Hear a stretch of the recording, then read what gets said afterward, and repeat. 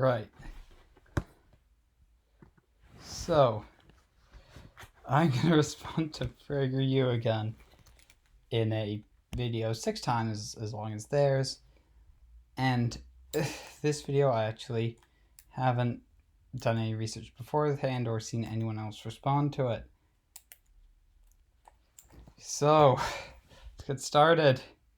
We may be witnessing the death of America's car culture. Okay, is this a bad thing? And it's not. Oh, it lasted 100 years. Dying of old age. People are still buying lots of cars. Yeah. There's been a concerted push by government bureaucrats and environmentalists to transform car ownership from a source of pride to a source of guilt. Come on, guys. Like, we aren't trying to do that. Come on. Source of pride to source of guilt? Seriously? Just because people are proud about not owning a car doesn't mean source of you should be guilty for owning a car. People are proud of being able, having such a lifestyle that they don't need to drive places. It's basically, I live in an area with enough stuff that I can get everything I need within walking distance. That's how well connected where I live is. And also, like, owning no car versus owning a specific car is, again, a different thing. Like, people who are part of the quotes, air quotes, car culture, like, they're the kind of people who people who are proud of owning a car, at least as far as I can tell, are the kind of people who are proud about owning not just any car, but that specific car. And how great that specific car is. Ever since Henry Ford built the Model T, cars have been central to the American experience. Mm-hmm. That's because cars are more than just another way to get from point A to point B. Are they, though? I think they're just another way to get from point A to point B. They allow us to go wherever we want. So, no, they don't. Only if there's a road. You can't get somewhere if there's no road. Fun fact. In case you didn't know that. Like, there's some that can go off roads, but like what? You're in the middle of a forest. You're gonna run smack dab into a tree. Anyway, so does a bike. So do your feet. Whenever we want. With whomever Feet. we want. Well, think about it. So just Trains, walking. Planes, and buses, the routes are planned. Okay. So is where the freaking packing roads are. That's also planned. Like, you actually cannot drive to South America. You actually cannot do that. There's this Darien Gap where there is no road through.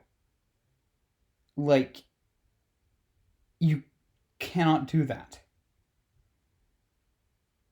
Like, I guess, and it's like dense jungle, so you'd probably run into a spot where your car doesn't fit through between the trees.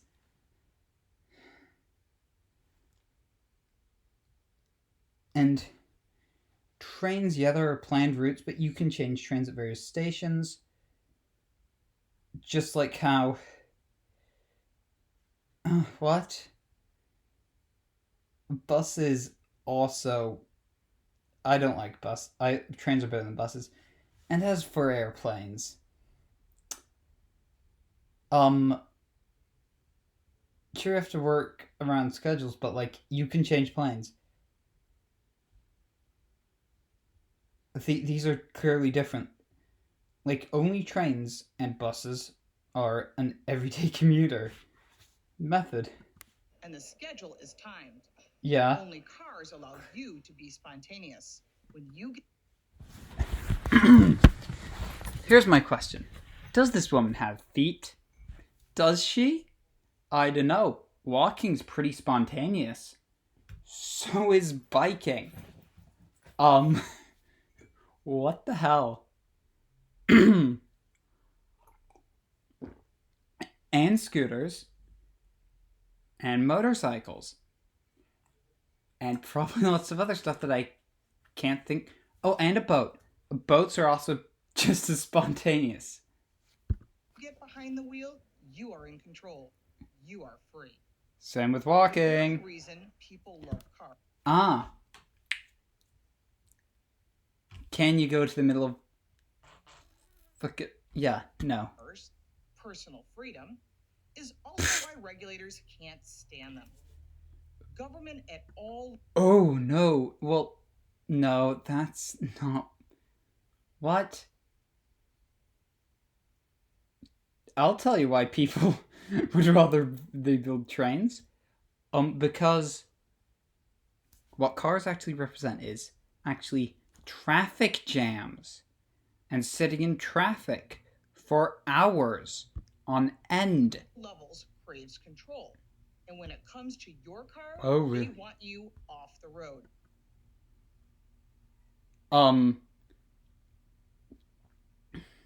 I think that most car enthusiasts probably like keep their car in their garage 99% of the time. So do the environmentalists with whom they have made common cause. Environmentalists, yeah. Oh, who else wants you off the road? Probably most of the other people trying to drive want you off the road so you aren't taking up space in the traffic jam, or slowing down to look at the accident, or forgetting to use your turn signal, or whatever. This antagonism toward America's car culture can be traced back to the 1970s in response to the Arab oil embargo in the... Ooh! It's the fucking... Oh my gosh. To the 70s. early part of that decade, Congress passed the National Fuel Economy Standards for cars and light trucks. These standards, known as CAFE, short for Corporate Average Fuel Economy, forced automakers to increase fuel efficiency. Rather than let the free market decide what kind... Ugh. Ugh. I don't even have to bring up Treasure the Commons yet. That was, Look. Catastrophe, like, the free market's not very good at dealing with catastrophe. It's inherently short-sighted. So... Yeah, no. kind of cars customers wanted to buy, the government decided... Who doesn't want their car to be more efficient? It's about, like, what? The internals?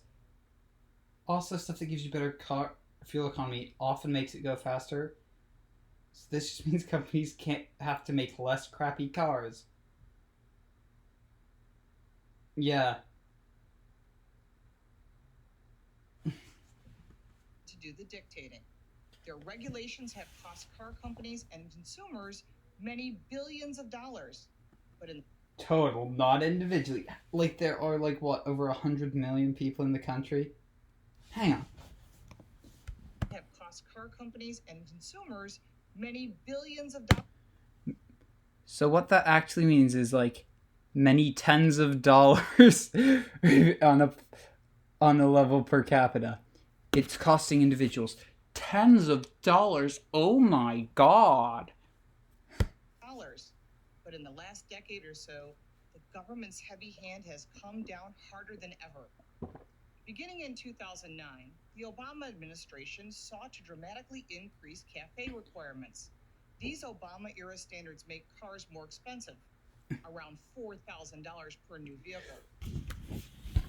Who buys new cars? Okay, some people buy new cars, but most people buy them used. And, like, people usually already have a car, and if you're buying your first car, you aren't going to buy it new, you're going to buy it used, because they're cheaper and you wouldn't be able to afford a new vehicle anyway.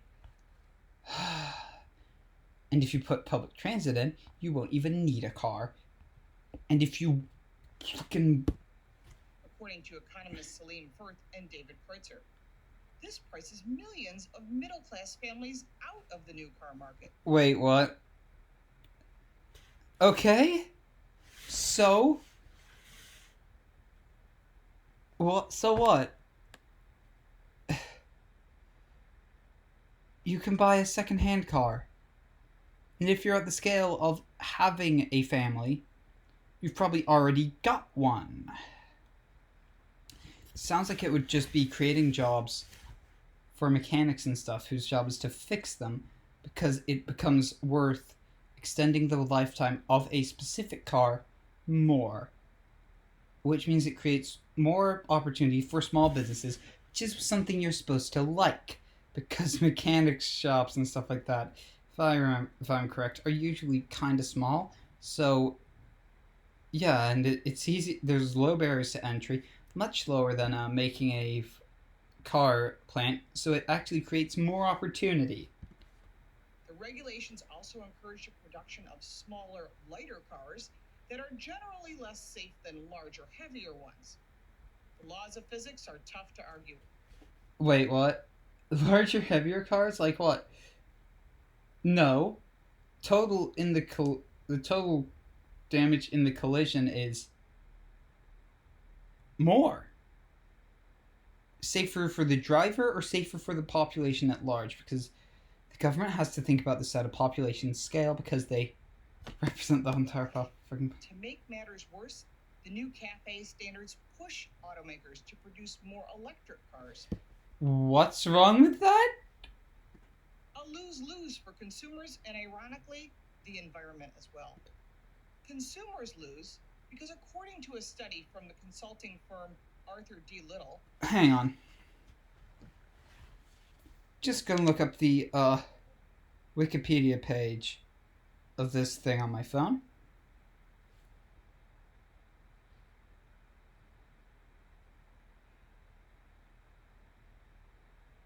Ooh. A management consulting firm.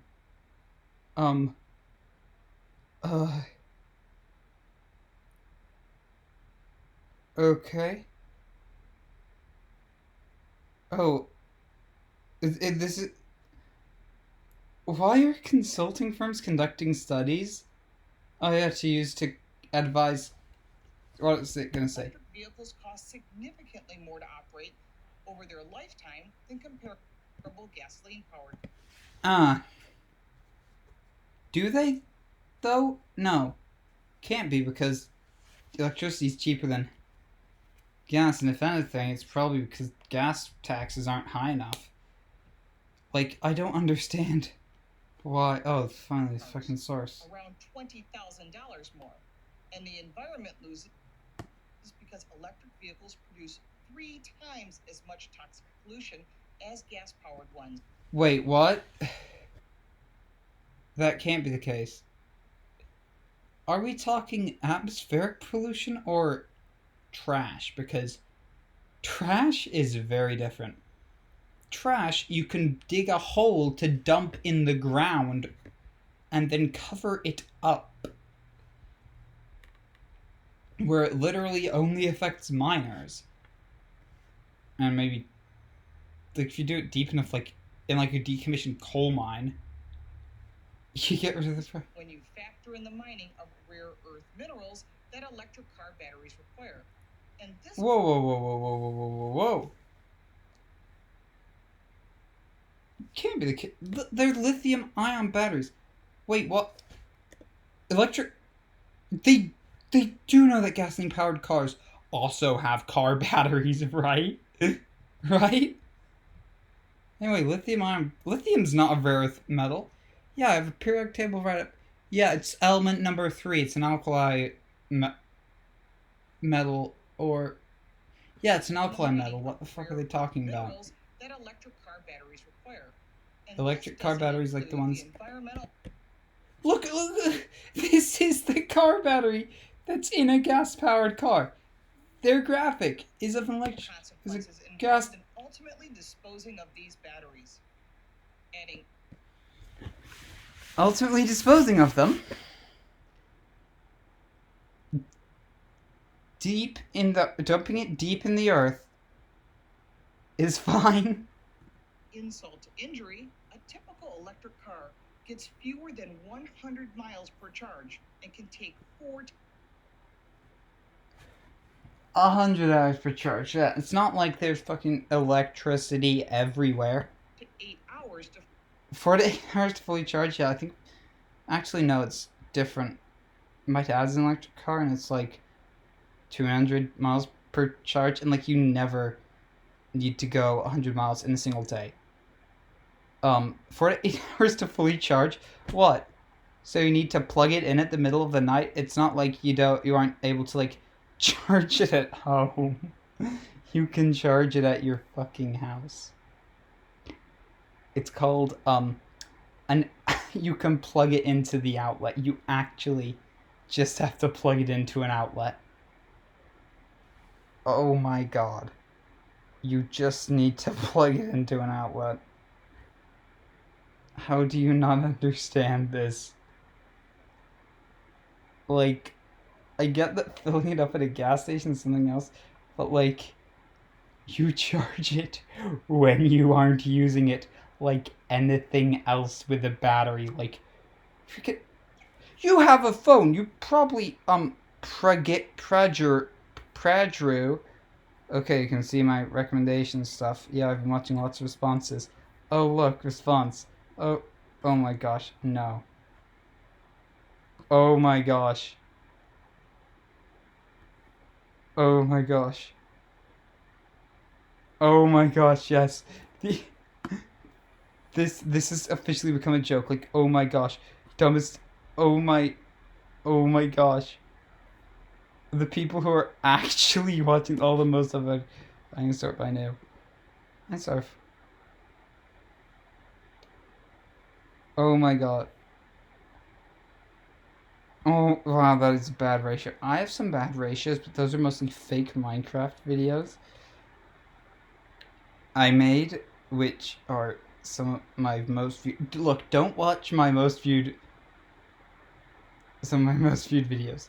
They're bad Minecraft videos I made like years ago. fully charged battery. So much for the freedom of the open road. Maybe that explains why consumers have shown scant interest in these. Oh my god. Freedom of the open road. Yeah. Good luck finding an open road. That's just somewhere you actually want to go. Oh my gosh, yeah. When you're stuck with traffic, yeah. You know what else is the thing that can take you anywhere? A fucking horse. You can graze on someone's unmown lawn. Fucking hell. These cars, despite hefty government subsidies and privileges. Hang on, what? And interest in these cars, despite hefty government subsidies and privileges. Oh. Yeah, well, they're expensive as fuck. That's why. And you can't buy them pre-owned. Busy. Still, the regulators, bureaucrats, and environmentalists persist. Ooh. Urban planners are adding bike lanes, reducing parking spots, and pouring billions into more public transportation, all to get people out of their cars. It's called traffic, and I'm gonna stop. Because this is as much as I can take. Bye.